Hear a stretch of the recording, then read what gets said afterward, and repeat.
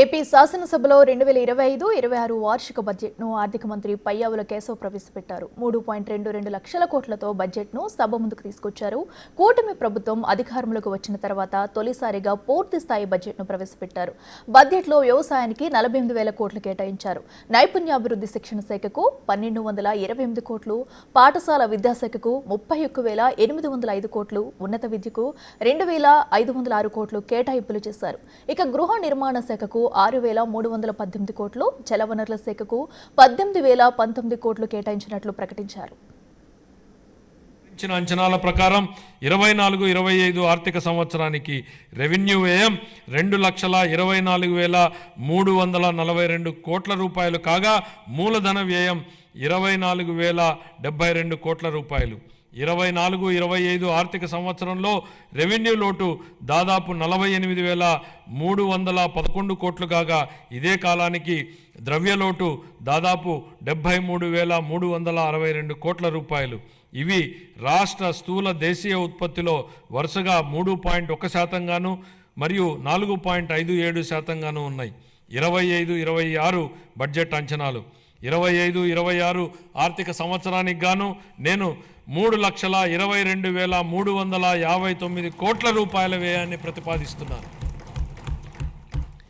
ఇందులో రెవెన్యూ వ్యయం అంచనా 2,51,162 కోట్ల రూపాయలు మరియు మూలధన వ్యయం అంచనా 40,635 కోట్ల రూపాయలు.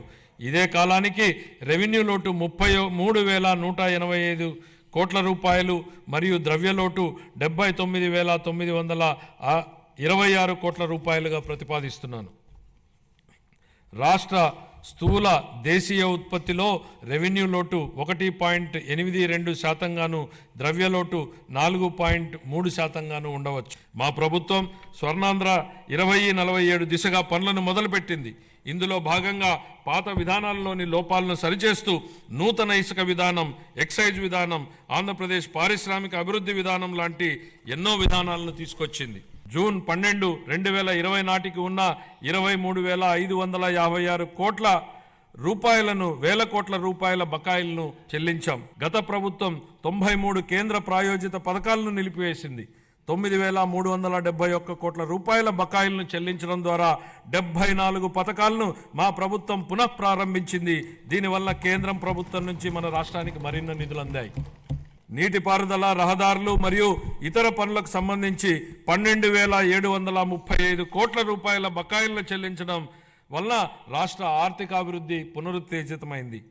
పంచాయతీలు మరియు మున్సిపాలిటీలను బలోపేతం చేయడానికి 2,793 కోట్ల రూపాయల ఆర్థిక సంఘం నిధులను మా ప్రభుత్వం చెల్లించింది. వివిధ వ్యవసాయ పథకాల కింద చెల్లించవలసిన 5,510 కోట్ల రూపాయల బకాయిలను గత ప్రభుత్వం చెల్లించలేదు. వీటిలో 693 కోట్ల రూపాయల బకాయిలను మా ప్రభుత్వం చెల్లించింది. డ్రిప్ ఇరిగేషన్ కోసం 176 కోట్లను విడుదల చేసి అదనంగా 85,000 హెక్టార్లను డ్రిప్ ఇరిగేషన్ కింద తీసుకురావడానికి మా ప్రభుత్వం అనుమతులిచ్చింది. మా ప్రభుత్వం వ్యవసాయ రంగానికి ఊతమిచ్చేందుకు రాష్ట్ర వ్యాప్తంగా 21.87 లక్షల వ్యవసాయ పంపు సెట్లకు 9 గంటల ఉచిత విద్యుత్తుని సరఫరా చేస్తోంది. చేపల వేట నిషేధ కాలంలో మత్స్యకారులకు అందించే ఆర్థిక సహాయాన్ని 10,000 రూపాయల నుండి 20,000 రూపాయలకు రెట్టింపు చేస్తామనే మేనిఫెస్టోలోని మరొక హామీని నెరవేర్చడానికి